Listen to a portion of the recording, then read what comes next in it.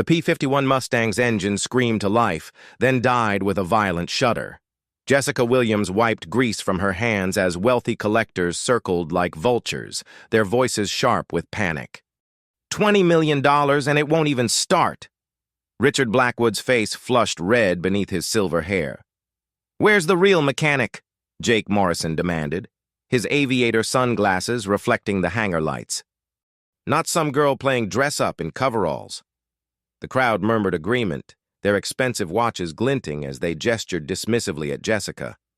She knelt beside the engine, her calloused fingers finding the problem in seconds. A loose fuel line, nothing more. But when she reached for her tools, Blackwood stepped forward. "Step away from my aircraft. You're not qualified to touch a warbird worth more than your house." Jessica's hand moved to her chest, touching the hidden wings pin beneath her navy coveralls. The tarnished metal felt warm against her skin, all that remained of who she used to be. "Before we continue, if you believe skill matters more than appearance, type honor below. And tell me where you're watching from. This story hits different when I know who's standing with Jessica." I read every comment. The California sun blazed through the massive hangar doors, casting long shadows across the polished concrete floor. The annual Warbird Heritage Festival drew aviation enthusiasts from across the country, their restored aircraft gleaming like museum pieces. Jessica had worked here for 3 years, invisible among the mechanics, her expertise dismissed before she could even demonstrate it. She stood slowly, her back straight, despite the weight of their stares. At 34, she carried herself with a quiet dignity that 12 years of civilian life hadn't erased. Her blonde hair, streaked with premature gray, was pulled back in a practical ponytail. Oil stains marked her coveralls like badges of honest work. "Look at her," whispered Martha Kensington, a socialite whose husband collected vintage fighters. "Probably learned everything she knows from YouTube videos."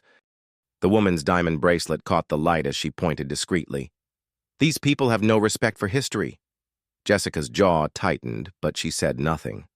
She'd learned long ago that words meant little when people had already decided who you were. Instead, she focused on the Mustang's engine, her trained eye cataloging every component, every potential failure point. She could fix this aircraft with her eyes closed. Morrison circled closer, his cologne thick in the aviation fuel-scented air. "Sweetheart, why don't you go find some coffee to make? Leave the real work to people who know what they're doing."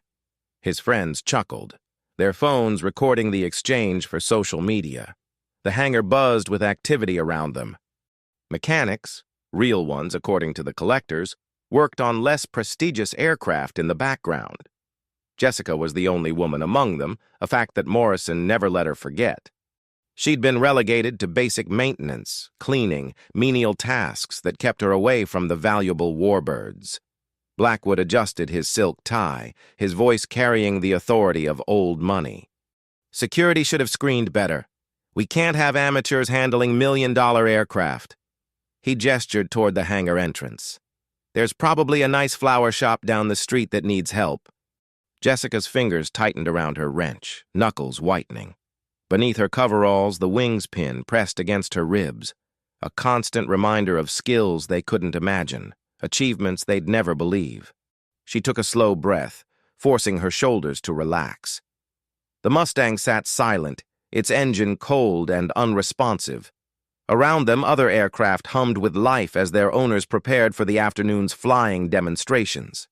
The air crackled with excitement, but Jessica felt only the familiar weight of being unwanted, unrecognized, unseen. A young reporter from the local newspaper approached, her camera ready. "Excuse me, could I get a quote about working with these historic aircraft?" She looked past Jessica to Morrison, automatically assuming he was in charge.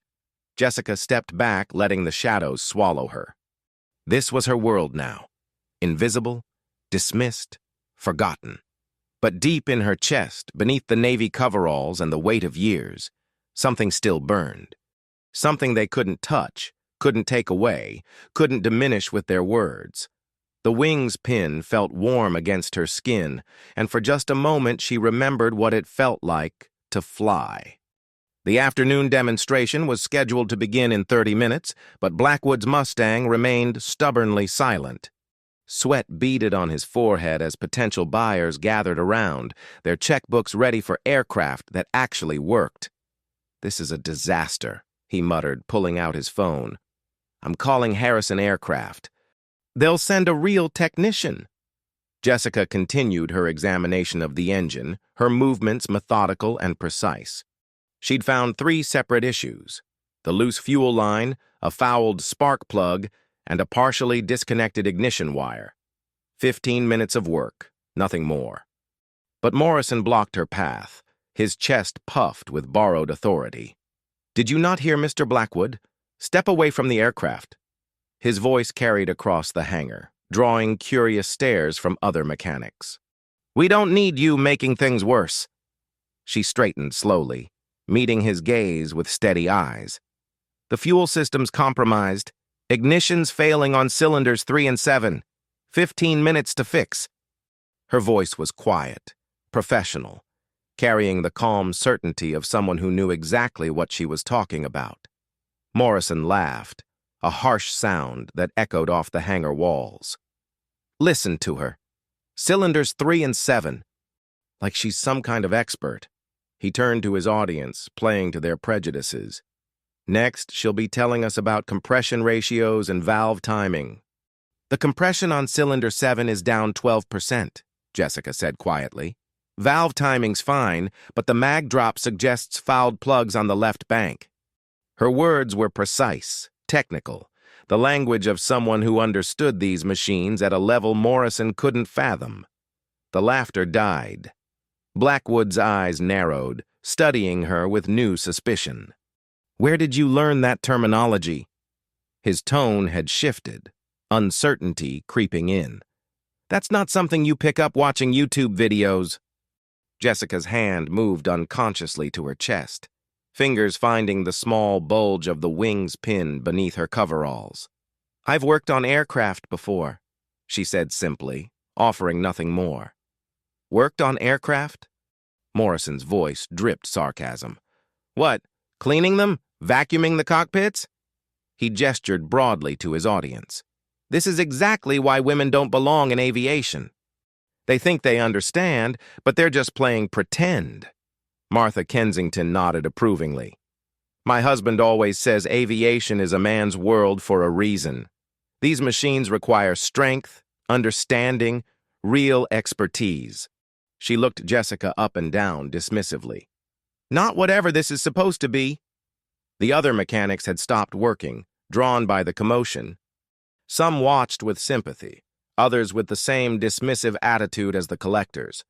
Jessica felt their stares like physical weight, pressing down on her shoulders. She'd endured this for 3 years, the constant doubt, the casual dismissal, the assumption that she didn't belong. A news crew from the local television station arrived, their cameras sweeping across the expensive aircraft. The reporter, a polished woman in a red blazer, spotted the crowd around the Mustang and moved closer. "Looks like we have some drama here. Mind if we film?" Morrison straightened his tie, suddenly aware of the cameras.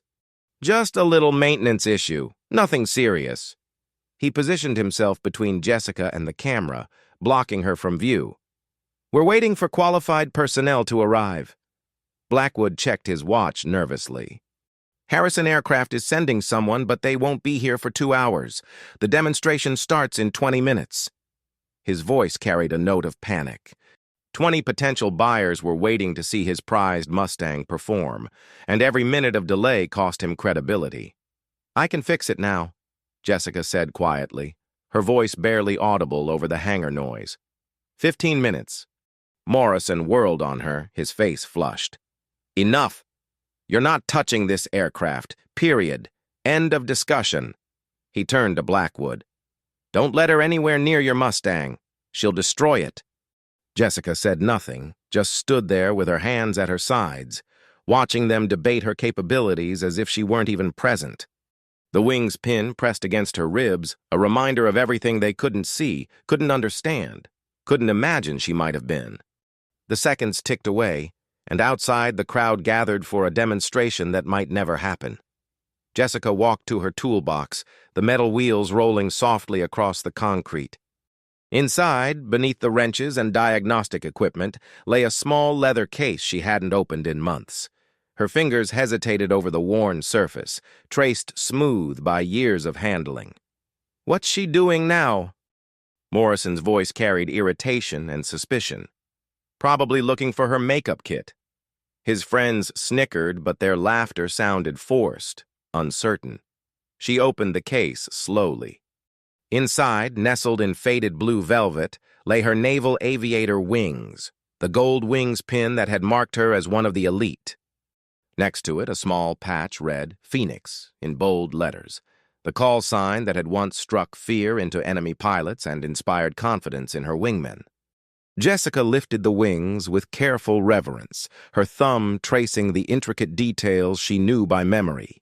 Every curve, every line represented years of training, sacrifice, and achievement that these people couldn't comprehend. She'd earned these wings through blood, sweat, and determination that had broken lesser pilots.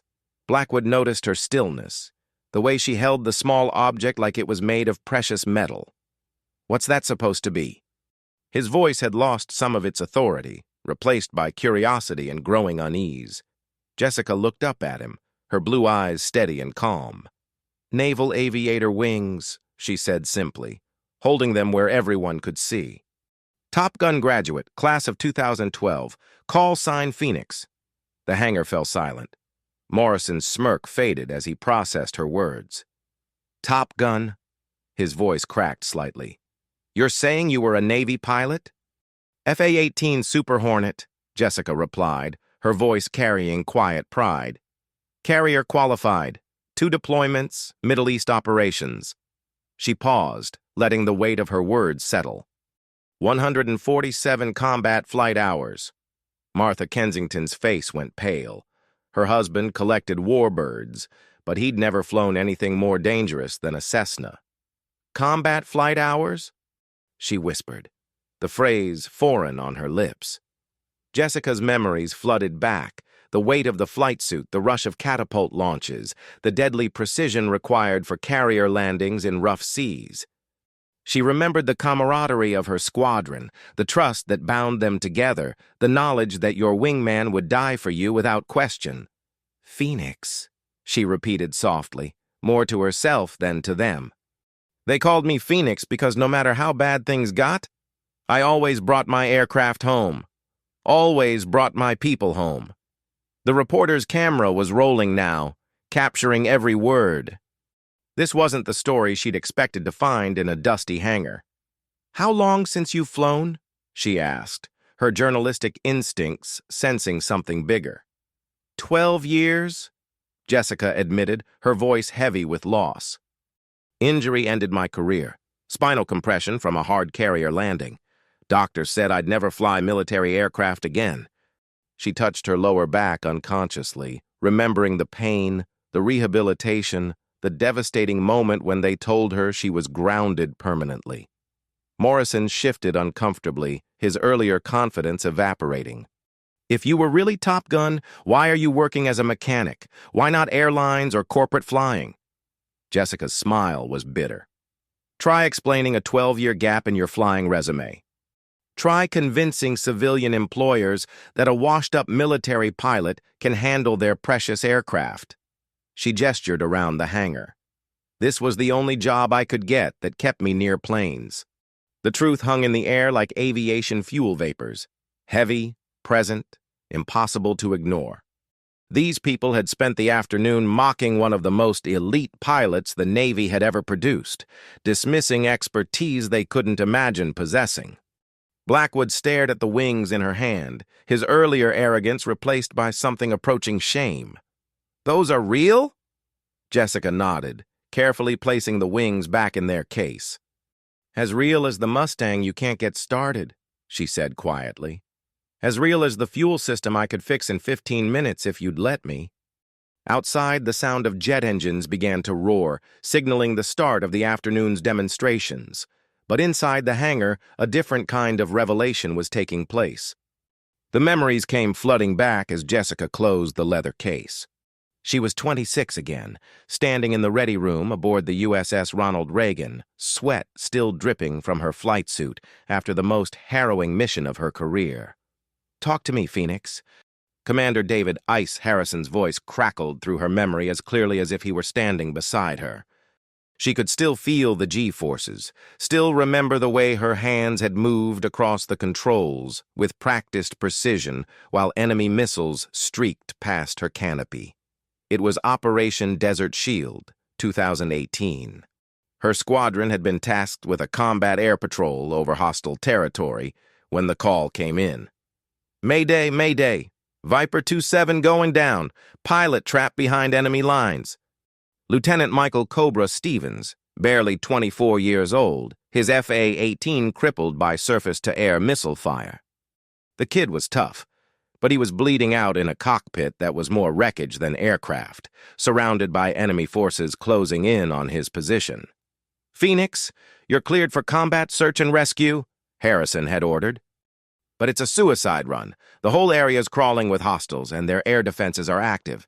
No one would blame you for standing down." Jessica had looked at Cobra's photograph on the ready room wall, a fresh-faced kid from Ohio with a grin that reminded her of her younger brother. "Negative, Ice. I'm going after him." The rescue had been textbook perfect and completely insane.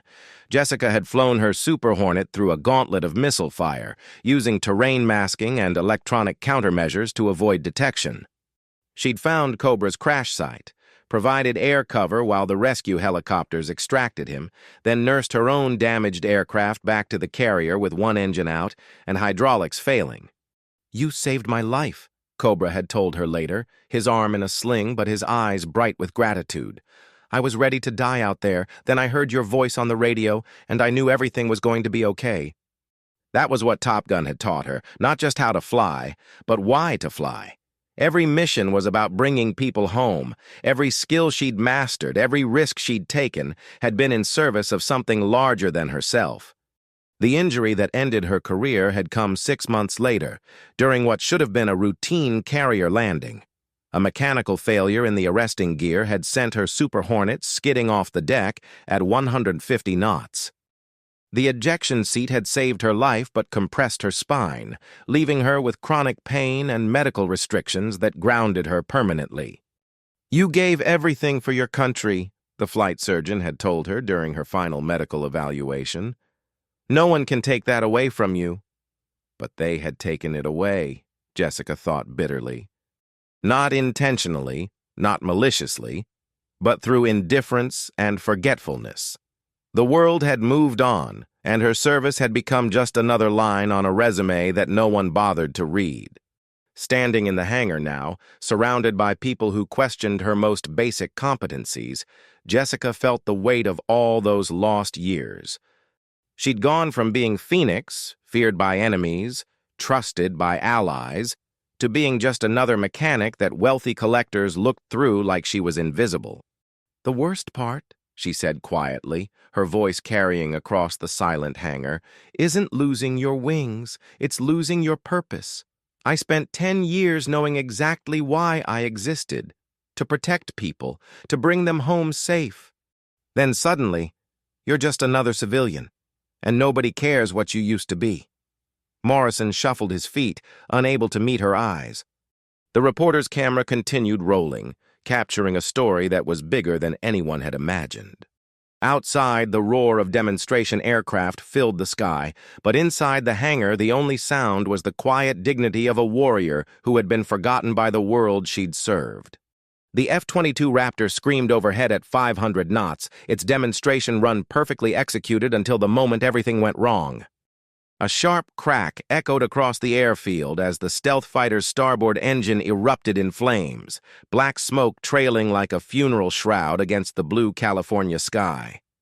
"Mayday! Mayday!" The young pilot's voice crackled through the base radio system, panic bleeding through his training. "Raptor 2-1 experiencing catastrophic engine failure. I've lost all flight controls. Repeat, I have no flight controls."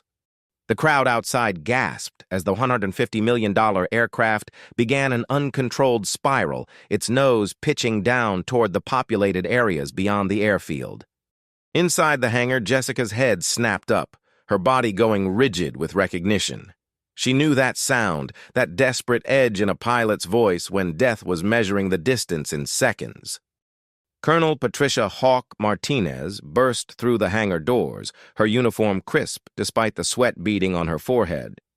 "Is there anyone here qualified to fly a Raptor? Anyone with F-22 experience?" Her eyes swept the crowd of collectors and enthusiasts, finding nothing but civilian faces staring back in helpless terror. "The kid's got maybe 90 seconds before he augments into the ground," Martinez continued, her voice tight with controlled panic. "Our backup pilot is en route, but he won't make it in time." Jessica stepped forward, her movement instinctive and automatic. "I can fly it." Her voice cut through the chaos like a blade, calm and certain in a way that made everyone turn to stare. Morrison laughed, a hysterical edge creeping into his voice. "Are you insane? You haven't flown in 12 years. You'll kill yourself and that kid." "The F-22's fly-by-wire system is similar to the Super Hornet," Jessica said, her mind already calculating angles, distances, fuel loads.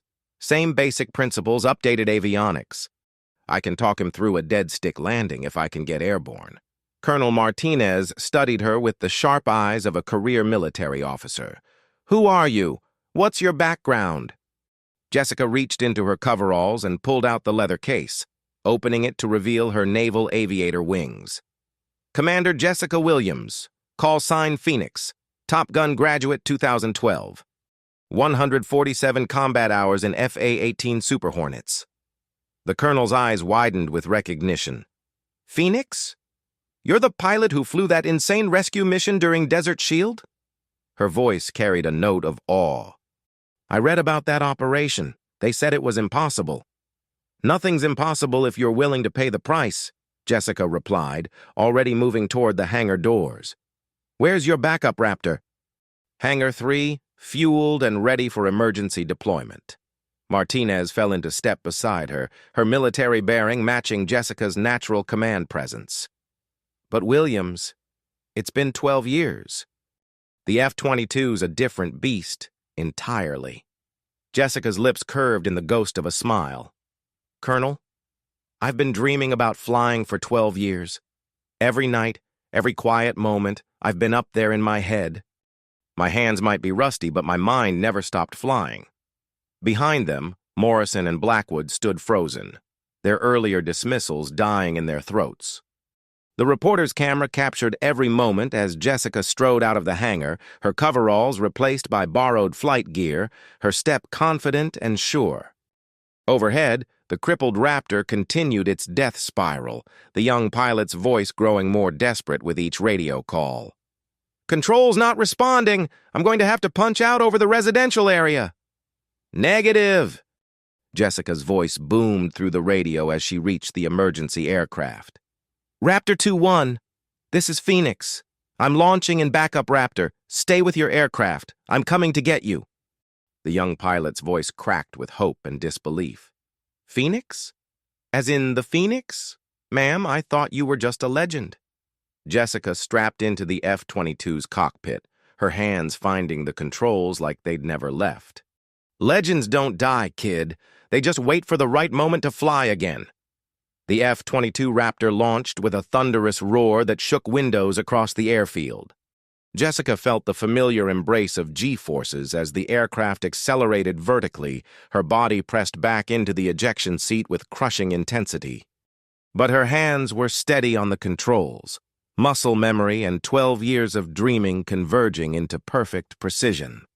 "Raptor 2-1, I have visual on your position," she radioed, spotting the smoking aircraft 3 miles ahead. "What's your altitude and airspeed?" 8,000 feet and falling fast," the young pilot responded, his voice tight with fear. "I've got maybe 30 seconds before I have to eject, ma'am." Jessica pushed the throttles forward, closing the distance in heartbeats. The crippled Raptor was in a shallow spiral, one engine completely dead, the other running rough and spitting black smoke. She'd seen aircraft in better condition written off as total losses. "Listen to me carefully," she said, her voice carrying the calm authority that had once guided pilots through the hell of combat.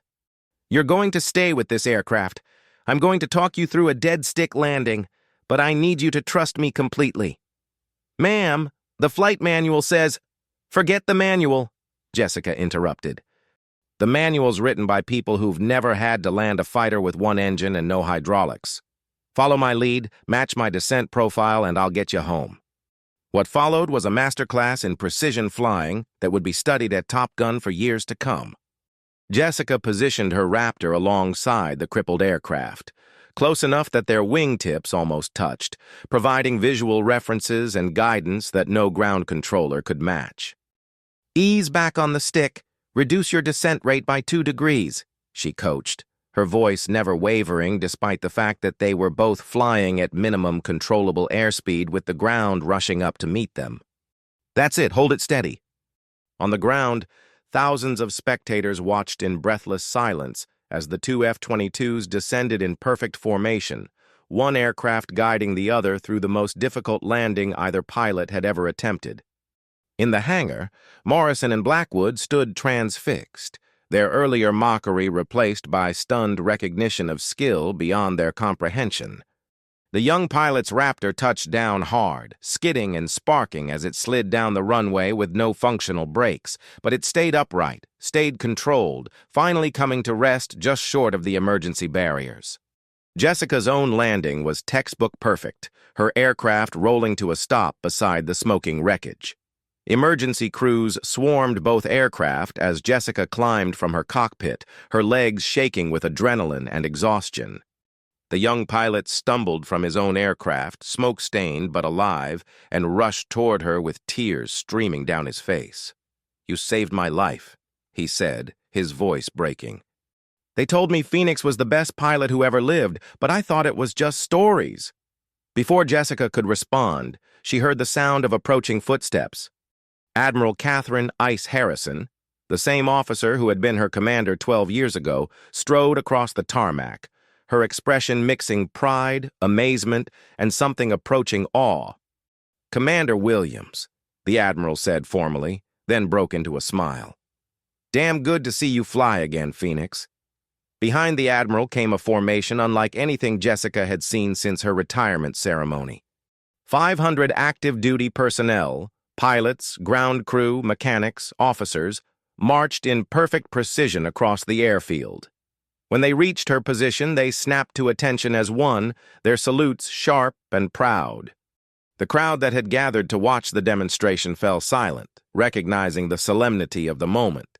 In the hangar, Morrison removed his sunglasses, his earlier arrogance replaced by shame. Blackwood bowed his head, understanding finally the magnitude of the woman he had dismissed.